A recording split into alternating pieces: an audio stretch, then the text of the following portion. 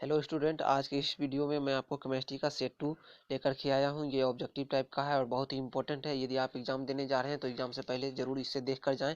और ये बहुत ही इंपॉर्टेंट है, एक तरह से मानिए वायरल प्रश्न है। इससे आपको 5-10 कम से कम 10 क्वेश्चन तो सेम सेम इससे मिलेगा, और कम से कम 10 मिलेगा, अधिक से अधिक इससे 15-20 मिल सकता है सेम ऑब्जेक्टिव टाइप का। तो 5-10 नंबर भी कम नहीं होता है दोस्तों एग्ज़ाम में। और ऑब्जेक्टिव में आपको कोई नंबर नहीं कटता है।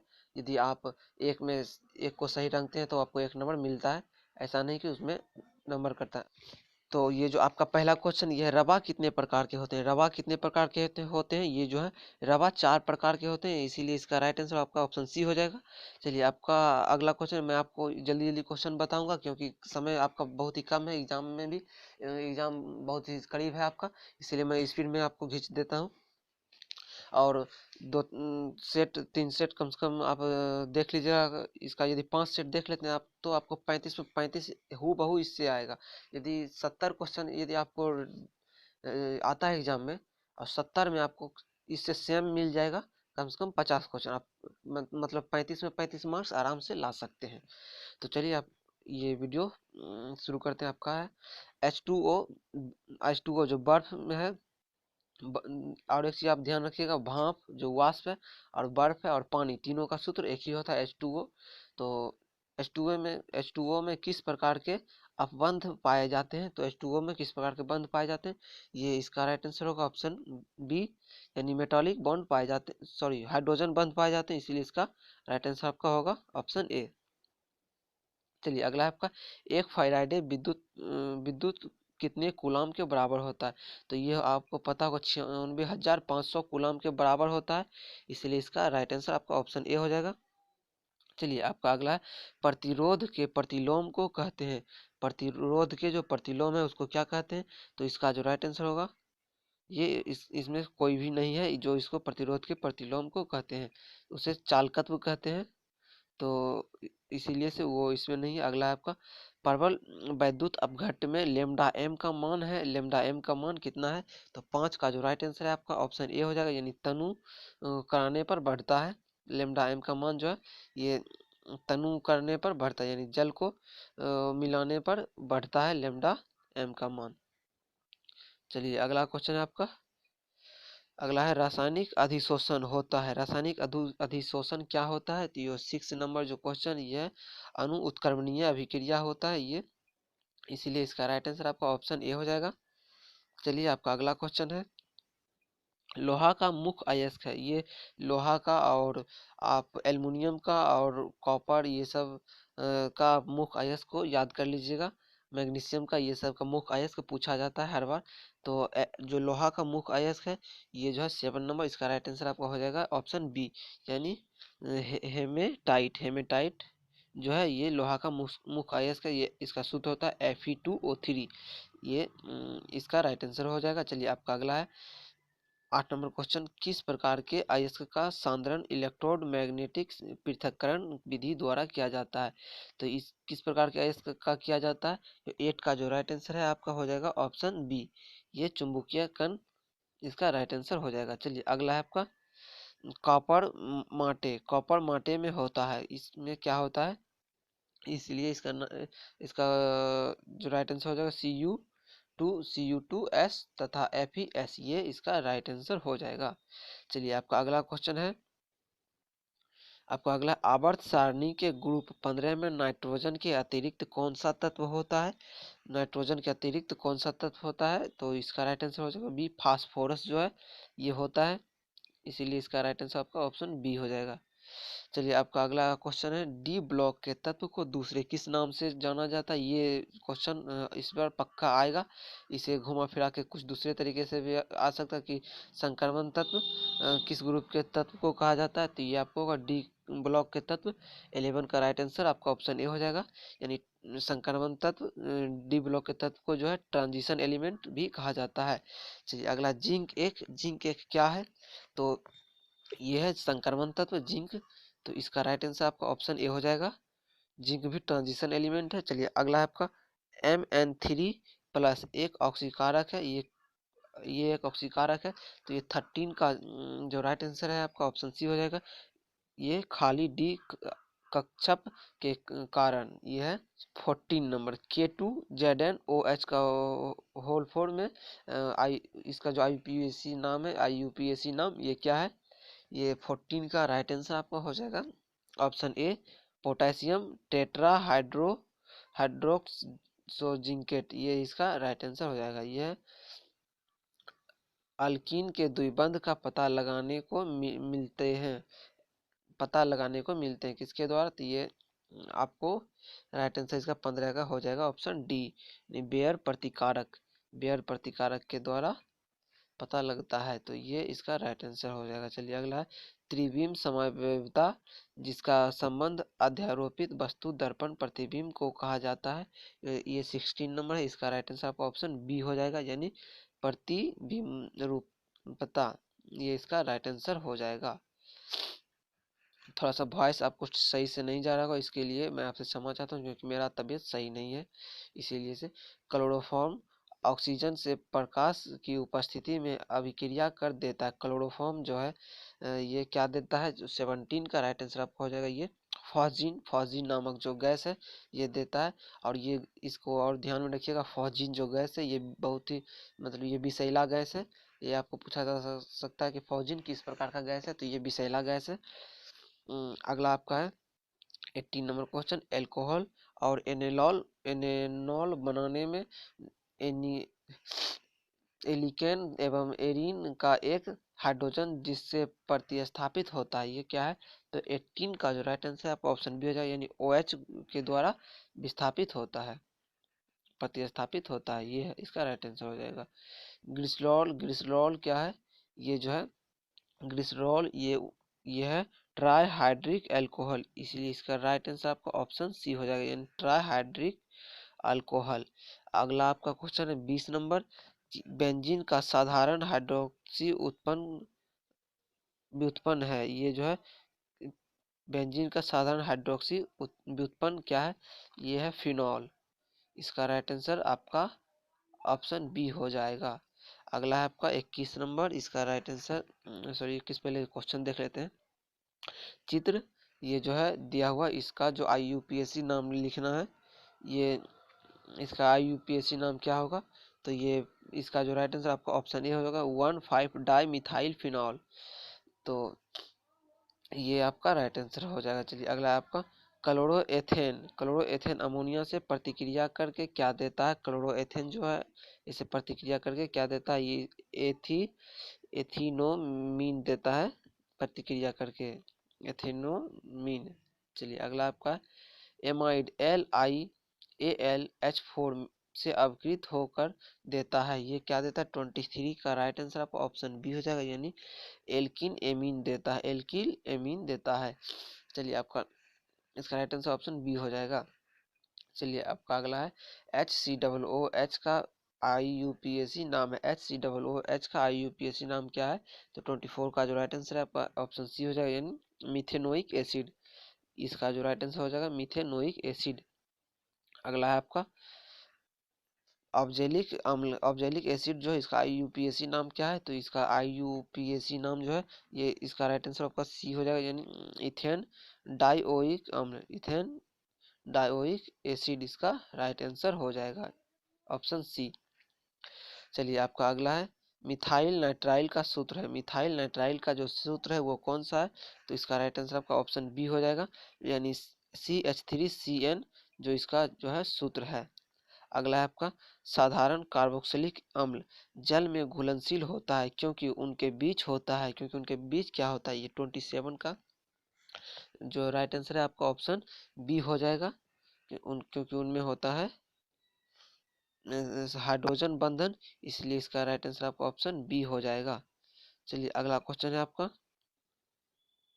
चलिए अगला क्वेश्चन क्यों, चलिए आपका अगला जो है फुटरोज का सूत्र जो है, ये सूत्र कौन सा फुटरोज का सूत्र, ये आपका ऑप्शन 6 हो जाएगा C6H12O6, ये है फुटरोज का सूत्र, इसका राइट आंसर ऑप्शन ए हो जाएगा। चलिए अगला आपका कार्बोहाइड्रेट जो जलांकित होकर 3 से लेकर 10 प्रकार के मोनोसाइक्राइड देते हैं उसे क्या कहा जाता है, वो उससे जो है कहा जाता है, ऑप्शन इसका राइट हो जाएगा बी ऑलिगोसैकेराइड। अगला है आपका एमिनो अम्ल में दो सक्रिय मूलक होते हैं, पहला है COOH और दूसरा कौन सा है ये आपको बताना है। ये तो इसका राइट आंसर ऑप्शन बी हो जाएगा, यानी NH3।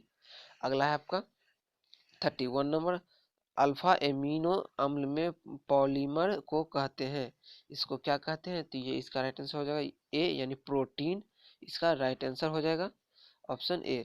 अगला है आपका पॉलीथीन किसका बहुलक है, पॉलीथीन जो है बहुलक है, ये है एथीन का बहुलक है, पॉलीथीन एथीन, इसका राइट आंसर हो जाएगा ऑप्शन बी।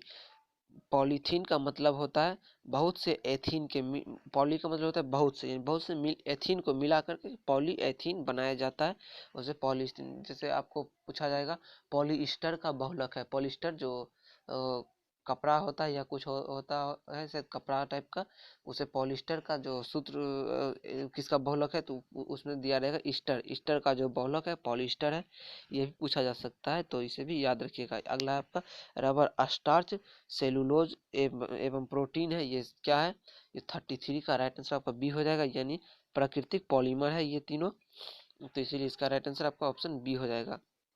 चलिए अगला आपका क्वेश्चन है, बुना एन तथा बुना एस एक प्रकार का क्या है, बुना एन तथा बुना एस एक प्रकार का क्या है, 34 का राइट आंसर जो है आपका हो जाएगा ये जो है, और इसका जो राइट आंसर वो संश्लेषित रबर है, ये दोनों जो है बुना एन तथा। अगला आपका ज्वर को कम करने में प्रयुक्त दवा को कहते हैं, ज्वर को कम करने में कौन सी दवा प्रयुक्त होता है, तो ये 35 का राइट आंसर आपका हो जाएगा ऑप्शन सी, यानी इसको ज्वरहारी कहते हैं। आपका है ओलियम में H2SO4 के साथ और कौन सा अवयव उपस्थित है, ओलियम में H2SO4 के साथ और कौन सा अवयव उपस्थित है, ये इसका राइट आंसर आपका हो जाएगा SO3 जो है उपस्थित है, ये इसका राइट आंसर हो जाएगा। अगला आपका NH3 में N का संकरण है, NH3 में N का संकरण कौन सा है, इसका राइट आंसर आपका आंसर ए हो जाएगा, यानी sp3, इसका राइट आंसर हो जाएगा। चलिए अगला है, ये जो है फिनॉल यौगिक का, इस ये जो यौगिक है इसका नाम क्या है, इसका जो नाम होगा ये हो जाएगा आपका फिनॉल, ये आपको पता होगा इसका नाम फिनॉल है। अगला है ज्वर को कम करने के लिए उपयोगी दवा कौन सा है, सॉरी उपयोगी दवा को कहते हैं, तो ये 39 का जो राइट आंसर है आपका, इसका राइट आंसर आपका हो जाएगा 39 का ऑप्शन ए, यानी इसको जो कहते हैं ज्वरनाशी कहते हैं। अगला है आपका निम्नलिखित में कौन सी गैस जल पर एकत्रित नहीं की जा सकती है, तो ये 14 जो है इसका राइट आंसर आपको बी हो जाएगा, यानी H2S जो है ये जल पर एकत्रित नहीं की जा सकती है। अगला है आपका CH4 में सिग्मा बंधनों की संख्या है, तो CH4 में सिग्मा बंधनों की संख्या ये 4 है, इसीलिए इसका राइट आंसर आपका ऑप्शन ए हो जाएगा। देखिए दोस्तों ये 4 कैसे है ये मैं आपको बता देता हूँ। ये जो सी है, ये सी है, इसके बीच ये सभी जो है सिंगल बॉन्ड है, चारों तरफ इसका सिंगल बॉन्ड है, तो ये सिंगल बॉन्ड जो होता है ये पाई होता है, और यदि डबल बॉन्ड जहाँ रहेगा आपको, जैसे ये डबल बॉन्ड यहाँ कार्बन और कार्बन के बीच डबल बॉन्ड है, तो इसमें एक पाई हो जाएगा, एक पाई और एक सिग्मा हो जाएगा, इसी तरह से होता है, और यदि ट्रिपल बॉन्ड रहेगा तो 2 पाई और एक सिग्मा हो जाएगा। चलिए अगला है आपका, आवर्त सारणी के द्वितीय आवर्त में तत्वों की संख्या कितनी है, आवर्त सारणी के द्वितीय आवर्त में तत्वों की संख्या कितनी है, तो इसका राइट आंसर आपका बी हो जाएगा, यानी 8 है, इसलिए इसका राइट आंसर बी हो जाएगा। चलिए अगला, निम्नलिखित में कौन सुचालक है, कौन सा सुचालक है, मैग्नीशियम है, कॉपर है, जर्मेनियम है, तो इसका राइट आंसर आपका हो जाएगा, यानी 43 का राइट आंसर आपका सी हो जाएगा, 43 का राइट आंसर, सॉरी इनमें सभी है, मैग्नीशियम भी है, जर्मेनियम भी है, और कॉपर भी विद्युत का सुचालक है। अगला आपका क्वेश्चन, निम्नलिखित में कौन अर्धचालक है, निम्नलिखित में कौन अर्धचालक है, तो 44 का राइट आंसर आपका ए हो जाएगा, यानी सिलिकॉन जो है अर्धचालक है, जिसका उपयोग आपको पता होगा कि मॉडर्न फिजिक्स में आप पढ़े होंगे, इसका सिलिकॉन जो है ये मेमोरी कार्ड इत्यादि बनाने के लिए और सोलर प्लेट को बनाने के लिए भी इसका उपयोग किया जाता है। तो चलिए आपका अगला क्वेश्चन है 45 नंबर, निम्नलिखित में कौन सा सांद्रता इकाई ताप पर निर्भर नहीं करता है, इसका कौन सा जो है ताप पर निर्भर नहीं करता है, तो ये जो है मोललता ये ताप पर निर्भर नहीं करता है, इसीलिए इसका राइट आंसर आपका ऑप्शन सी हो जाएगा। चलिए आपका अगला क्वेश्चन, सोडा वाटर क्या है? सोडा वाटर क्या है? जल में CO2 गैस का विलयन, ये इसका 46 का जो राइट आंसर है ये हो जाएगा ऑप्शन ए, यानी जल में CO2 गैस का विलयन है सोडा वाटर। अगला, लोहे को जंग लगने से बचाने के लिए निम्नलिखित में से किसका प्रयोग किया जाता है? ये 47 का जो राइट आंसर है आपका बी हो जाएगा, यानी PbO2 इसका जो है जंग लगने से बचाने के लिए उपयोग किया जाता है। अगला है, लोहे पर जंग लगने के लिए निम्नलिखित में कौन आवश्यक है? जो लोहा पर जंग लगता है इसके लिए कौन सा आवश्यक है? तो इसके लिए जो आवश्यक है ये आर्द्र वायु, ये आवश्यक है आर्द्र वायु। अगला है आपका, निम्नलिखित में सबसे प्रबल ऑक्सीकारक पदार्थ कौन सा है? निम्नलिखित में सबसे प्रबल ऑक्सीकारक पदार्थ कौन सा है? 49 जो है इसका राइट आंसर आपका हो जाएगा ऑप्शन बी, यानी जो है फ्लोरीन जो है सबसे प्रबल ऑक्सीकारक पदार्थ ये है। अगला आपका, धात्विक बंधन किसमें धात्विक बंधन इनमें से किसमें पाया जाता है? धात्विक बंधन जो है ये किसमें पाया जाता है? तो ये आपको धातु में ही पाया जाता होगा, ये अंदाजा भी आप लगाइएगा तो इसी में लगाइएगा, धातु में ही धात्विक बंधन पाया जाता होगा, ये धातु में ही पाया जाता है। अगला आपका सिनेवार है, सिनेवार क्या है? सिनेवार जो है HGS है, ये सिनेवार इसे कहते हैं। अगला है, ऑक्सीजन के बाह्यतम कक्षा में इलेक्ट्रॉनिक विन्यास है, तो ऑक्सीजन का जो है तो इसका जो राइट आंसर है आपका ऑप्शन ए हो जाएगा, यानी इसका जो है राइट आंसर ये है 2s2 और 2p4। अगला आपका, और इसका जो पूरा विन्यास जो हो जाएगा इसका हो जाएगा 1s2 2s2 और 2p4, ये इसका बाह्यतम विन्यास पूरा विन्यास हो जाएगा, इलेक्ट्रॉनिक विन्यास। अगला आपका, मैग्नीशियम धातु के बाह्यतम कक्षा में पाए जाने वाले इलेक्ट्रॉनों की संख्या है। मैग्नीशियम के जो बाह्यतम कक्षा में है पाए जाने वाले इलेक्ट्रॉन की संख्या कितनी है? ये इसका राइट आंसर सी हो जाएगा, यानी 2। चलिए अगला आपका, पी ऑर्बिटल का आकार होता है, तो पी ऑर्बिटल का जो आकार है वो कैसा होता है? तो 54 का राइट आंसर हो जाएगा ए, यानी डम्बेल, इसका जो आकार है डम्बेल होता है।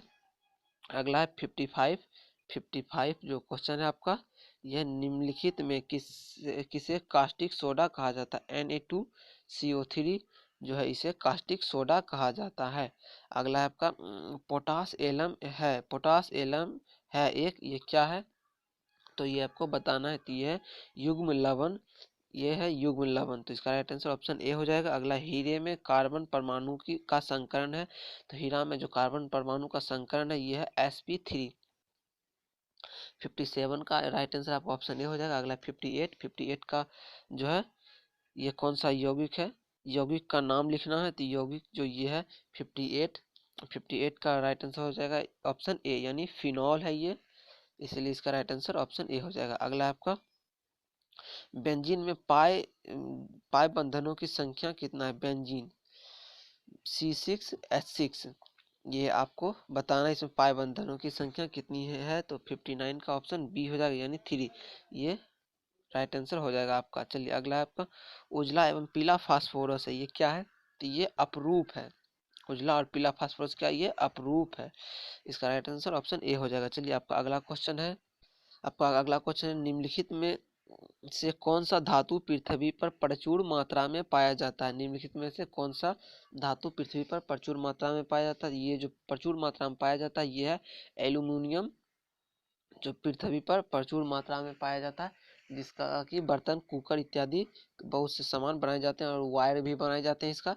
अगला है आपका, FCl और एवं Br किस नाम से जाना जाता है? ये किस नाम से जाना जाता है? ये जो जाना जाता है हाइड्रोजन ग्रुप है, ये chlorine, fluorine, bromine, iodine, antimony, ये सभी क्या है?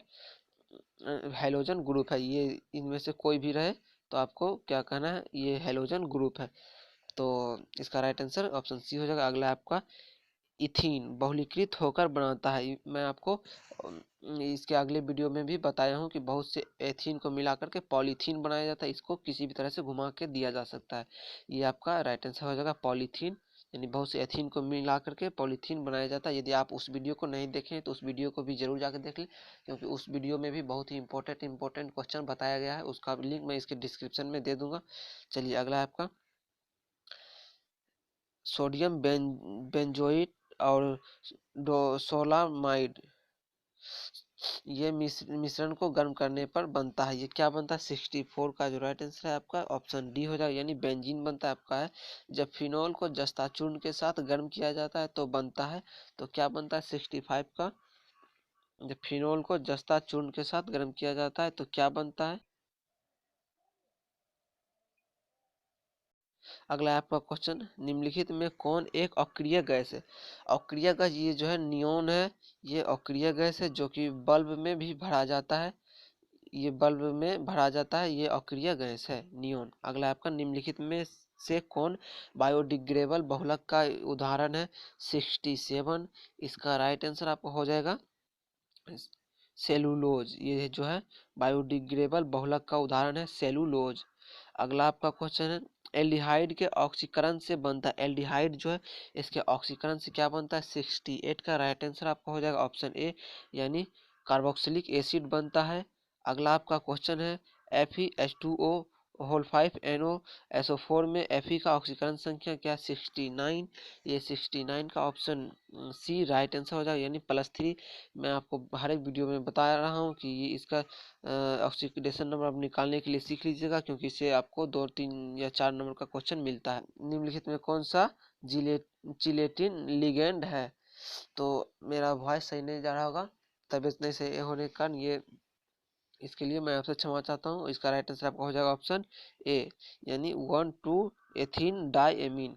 यदि आपको वीडियो अच्छा लगा तो वीडियो को लाइक कर दें, और अपने दोस्तों के साथ तो आप ज़रूर से ज़रूर शेयर करें, या जो भी हो आपके फ्रेंड ग्रुप में, फ्रेंड सर्कल में, जो कि एग्ज़ाम देने वाले हैं 12th का इस बार, तो उसके पास ये शेयर ज़रूर करें, क्योंकि यदि आप शेयर कीजिएगा तो उसको भी लाभ मिल पाएगा, और मैं आपको इसी तरह का वीडियो लेके आता रहूँगा। चलिए आज के लिए इतना ही, मिलते हैं अगले वीडियो में, तब तक